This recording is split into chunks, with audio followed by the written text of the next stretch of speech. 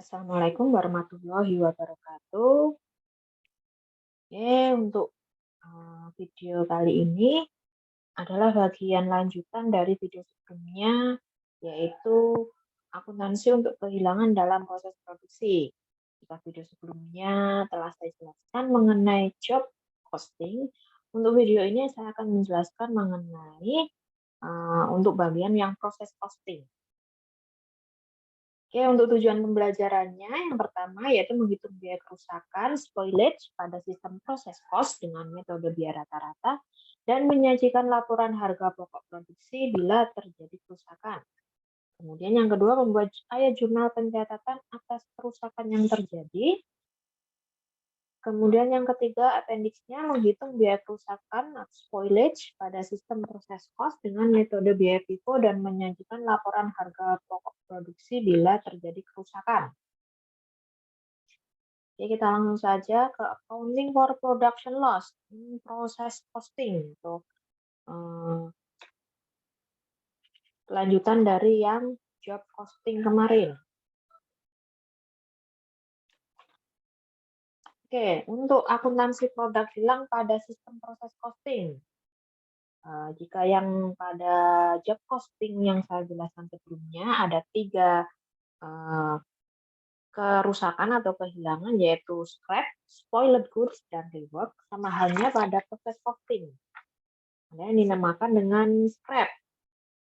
Nah, scrap sendiri pada proses costing, jika ada scrap atau biasanya kita sisa-sisa dari bahan atau produk yang rusak, ini laku untuk dijual, maka akunnya adalah scrap sales, scrap sales, other income, cost of goods sold, factory overhead control, atau work in prosesnya nanti akan dikreditkan untuk setiap penghasilan yang didapat dari penjualan scrap. Jadi nanti akan mengurangi. Sedangkan untuk spoiled goods-nya, secara konseptual nanti hakikat barang rusak pada kedua sistem, baik itu job order dan proses costing adalah sama. Jadi tidak ada perbedaan. Namun nanti untuk pencatatan pada akuntansinya saja yang berbeda. Kemudian ada rework. Normalnya nanti biaya rework akan dibebankan ke factory overhead control-nya daripada ke work-in prosesnya. Sebab rework pada sistem proses costing itu biasanya disebut dengan faktor internal daripada faktor pelanggan, faktor eksternalnya. Jadi nanti dicatat untuk menambahkan EOH kontrolnya. Oke, kita langsung ke ilustrasi. Asumsikan bahwa PT Deco Pottery menggunakan sistem proses costing dalam proses produksinya dan menggunakan asumsi arus biaya rata-rata atau average cost flow pada 2 departemennya. Ini ada dua departemen pada PT Deco ini. Sehingga ada data-data yang telah disediakan, yaitu unit WIP awalnya, kemudian unit dimulai pada departemen pencetakan, kemudian unit dipindahkan ke departemen pelapisan pada pencetakan, kita akan ada angka 19.000. Nah, unit diterima dari departemen pencetakan ini akan sama pada yang unit dipindahkan dari pencetakan ke pelapisan, sama-sama 19.000-nya sebagai inputnya. Kemudian unit dipindahkan ke gudang barang jadi. Untuk pelapisan, unit WIP akhirnya sebagai outputnya. Dan pelapisan juga sebagai outputnya. Unit rusak atau spoiled selama periode berjalan ini sebagai outputnya.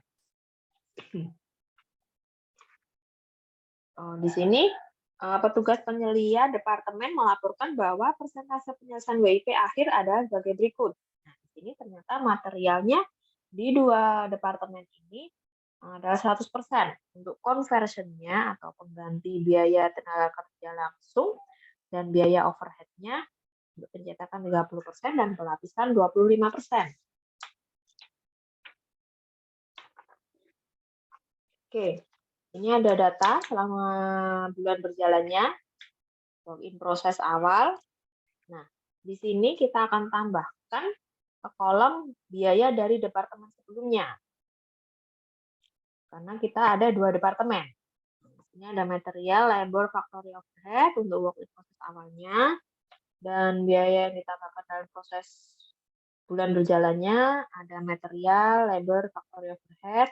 Bisa Anda perhatikan sendiri di slide. Oke, untuk membuat laporan produksi nanti, Anda itu harus membuat atau menentukan unit ekuivalennya terlebih dahulu. Di sini yang harus dihati-hati adalah ketika Anda salah dalam menentukan unit ekuivalen akan mengakibatkan kesalahan hingga akhir bahkan hingga ke laporan pertanggungjawaban. Jadi unit ekuivalen ini salah satu yang harus ditentukan krusial. Ya, harus ditentukan secara benar agar perhitungan hingga akhir nanti itu sesuai. Di sini keterangannya, kerusakan produk yang terjadi pada Departemen Pengecekan dideteksi telah menyerap seluruh bahan baku seluruh, jadi dia 100%, dan 80% biaya konversinya. Produk yang rusak pada departemen ini tidak laku dijual, jadi sudah benar-benar kerugian, nah tidak laku dijual. Kemudian kerusakan produk yang terjadi pada departemen pelapisan diketahui setelah seluruh proses produk selesai dikerjakan. Jadi sudah 100% terserap, baik itu bahan baku, tenaga kerja langsung maupun faktor overhead-nya.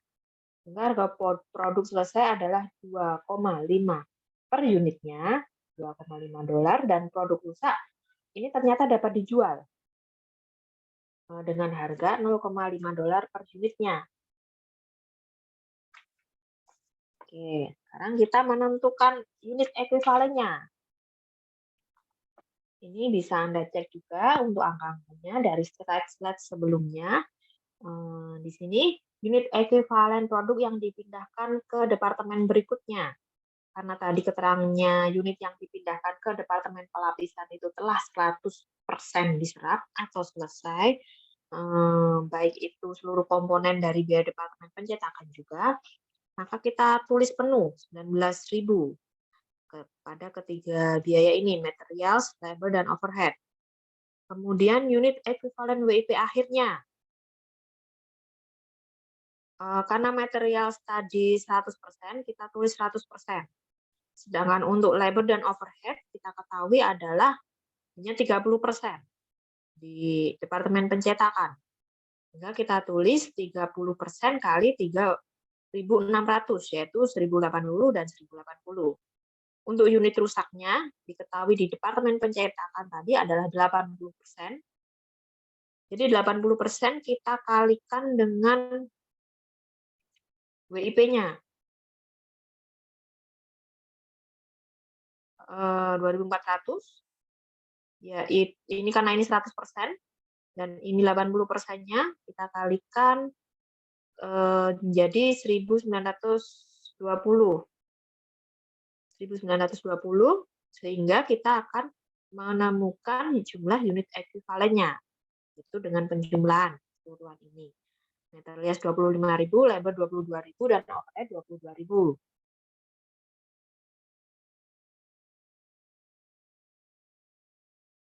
Kemudian kita akan menghitung rata-rata per unit ekuivalennya untuk masing-masing materials, labor, dan overhead. Biaya WP awalnya atau unit inputnya nanti bisa Anda cek di slide sebelumnya untuk angkanya. Kemudian kita tambahkan dengan biaya yang ditambahkan di bulan berjalan, sehingga kita akan mendapatkan total biaya yang dipertanggungjawabkan. Kemudian kita akan membagi dengan unit ekuivalen, bisa dilihat di slide sebelumnya. Untuk materials 25.000, labor 22.000, dan overhead 22.000, sehingga kita akan menemukan biaya per unit ekuivalennya. Materials $0,18, labor 0,12, dan overhead 0,18. Untuk data bisa dilihat di slide-slide sebelumnya.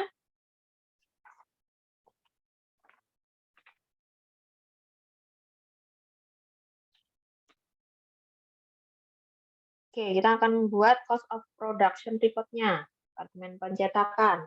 kita akan buat schedule kuantitasnya dulu. Pertama dengan WIP. Kemudian WIP awalnya, kemudian kita akan tambahkan di bulan ini, ketemu hasilnya adalah 25.000. Oke, angka ini harus sama dengan yang dipindahkan ke departemen berikutnya. Bisa dilihat ketika dipindahkan ke departemen berikutnya, WIP akhirnya ada 3.600 dan unit rusaknya adalah 24.000. Sehingga kita jumlahkan adalah sama.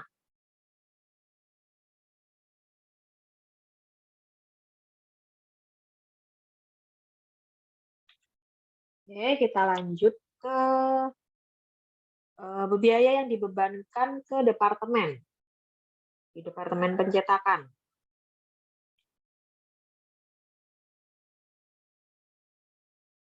Di sini ada WIP awalnya yang terdiri dari biaya material, labor, factory overhead. Kemudian kita akan menemukan total biaya pada WIP awal. Kemudian kita menghitung biaya yang ditambahkan pada bulan ini, terdiri dari biaya material, labor, factory overhead. Kemudian total biaya yang ditambahkan bulan ini, sehingga kita mendapatkan total biaya yang dikeluarkan departemen ini, yaitu penambahan total WIP awal dan biaya yang ditambahkan bulan ini. Nah, untuk penghitungan unit cost, perlu dicermati adalah penambahan dari biaya yang ditambahkan atau pos-pos yang sama dari biaya yang ditambahkan dan WIP awal, kemudian kita bagi dengan unit ekuivalennya. Nah, kolom tabel ini itu sama dengan ini, biaya rata-rata per unit ekuivalen. Tetapi dengan format yang berbeda. Ketika Anda sudah berhasil membuat atau mengerjakan biaya rata-rata per unit ekuivalennya, maka Anda akan mampu membuat tabel yang ini. Ini angkanya sama persis. Oke, saya lanjutkan. Untuk menemukan unit cost-nya adalah penambahan material pada WIP awal, kita tambahkan dengan material pada biaya yang ditambahkan pada bulan ini. Kemudian kita akan bagi dengan equivalence unitnya, ketemu dengan unit cost. Dan seterusnya, begitu juga untuk labor dan factory overhead. Sehingga kita akan menemukan total unit cost-nya. Oke, kita sudah menemukan total biaya yang dikeluarkan oleh departemen ini dan total unit cost-nya. Ini akan menjadi patokan untuk membuat laporan pertanggungjawaban. Jadi angka ini harus sama dengan laporan pertanggungjawabannya nanti. Oke, nah ini ada biaya yang dipertanggungjawabkan. Oke, di sini masih tetap sama, hanya penambahan pada yang unit rusak saja. Ada dipindahkan ke departemen berikutnya, kemudian ada unit rusaknya, kemudian ada WIP akhirnya, sehingga total biaya yang dipertanggungjawabkan adalah sama dengan laporan yang ini.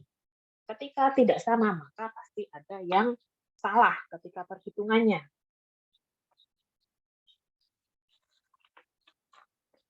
Oke, kemudian lanjut ke jurnalnya untuk pengalokasian biaya produksinya, yaitu WIP. Jadi ini ada WIP, ada produk selesai di departemen percetakan dan siap untuk ditransferkan atau dipindahkan ke departemen selanjutnya sebesar 9.120. Kemudian FOH kontrolnya, ini adalah unit rusaknya besar 1.008 pada WIP Departemen Pencetakan. Oke, kita lanjut ke Cost of Production Report pada Departemen Pelapisan, Departemen kedua. Konsepnya masih tetap sama, tetapi hanya menambahkan satu kolom lagi, yaitu from preceding department atau departemen sebelumnya. Jika di departemen pertama atau departemen pencetakan itu tidak memiliki kolom ini, sehingga untuk departemen kedua dan selanjutnya pasti memiliki kolom from preceding department atau dari departemen sebelumnya.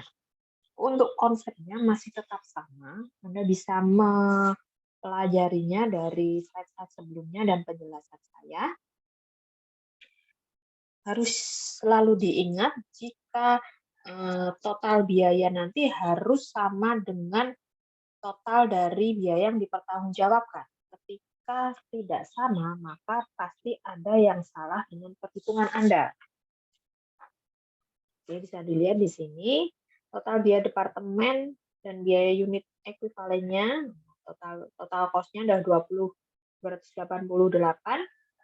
Nah, total biaya yang dipertanggungjawabkan pun juga sama, adalah 20.288.